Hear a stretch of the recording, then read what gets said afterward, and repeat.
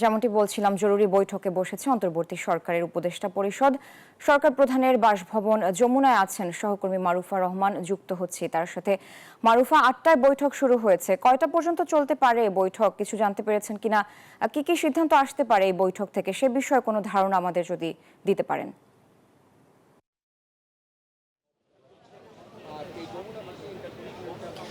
সারা, বৈঠকটি এখনো চলমান। বৈঠক শেষ হওয়া মাত্রই গণমাধ্যমের সঙ্গে একটি প্রেস উইং এর সংবাদ সম্মেলন হওয়ার কথা রয়েছে।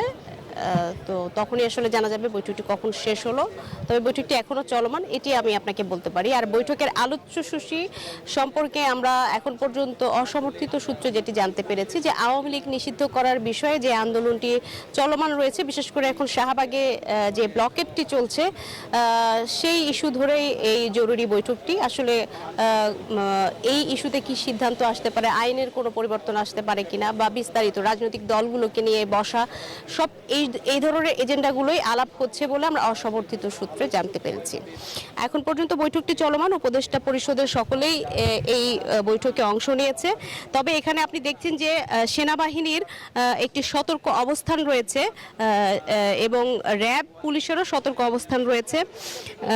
কারণ এখানে একটি ঘোষণা দেওয়া হয়েছে শাহবাগে যে ব্লকেট চলছে আওয়ামী লীগ নিষিদ্ধের দাবিতে, সেখান থেকে মার্চ টু যমুনা এমন একটি কর্মসূচির ঘোষণা দেওয়া হয়েছে এবং আগামী 1 ঘন্টার মধ্যে আশানুরূপ কোনো ঘোষণা না আসলে হাসনাত আবদুল্লাহ তিনি ঘোষণাটি দিয়েছেন যে মার্চ টু যমুনা।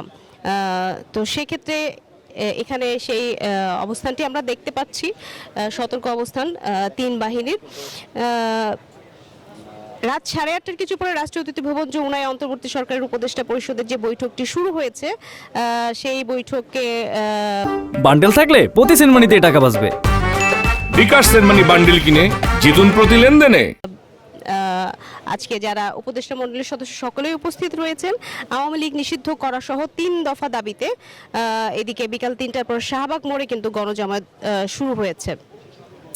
জাতীয় নাগরিক পার্টি এনসিপি, পাশাপাশি ইসলামী ছাত্র শিবির, প্ল্যাটফর্ম ইউনাইটেড পিপলস বাংলাদেশ ও জুলাই অভ্যুত্থানে যুক্ত বিভিন্ন সংগঠনের নেতাকর্মীরা যোগ দিয়েছেন। তো সব মিলিয়ে এখানে একটি টানটান উত্তেজনাময় একটি আসলে মুহূর্ত চলছে। যে কোনো সময় জানা গেছে যে এখানে এই যমুনা রাষ্ট্রীয় অতিথি ভবন যমুনা অভিমুখে যাত্রা করতে পারে এবং এখানে সেটা অবস্থান কর্মসূচি হতে পারে। তো সেক্ষেত্রে এই বৈঠকের পরে আসলে জানা যাবে যে আজকে কি কি আলাপ করা হলো এবং এখান থেকে আওয়ামী লীগ নিষিদ্ধের বিষয়ে কোনো সিদ্ধান্ত গৃহীত হলো কিনা, বা আইন পরিবর্তনের বিষয়ে বা রাজনৈতিক দলগুলোকে নিয়ে বসার বিষয়ে, অর্থাৎ এই প্রক্রিয়ার কোনো নতুন কোনো আসলে সিদ্ধান্ত আসলো কিনা, সেটি কিছুক্ষণ পরের সংবাদ সম্মেলনের মধ্য দিয়ে জানা যাবে, যেখানে উপদেষ্টা পরিষদের সদস্যরাও এই সংবাদ সম্মেলনে অংশ নেবেন বলে আমরা জানতে পেরেছি। তো মোটামুটি এই ছিল সর্বশেষ তথ্য আমার কাছে।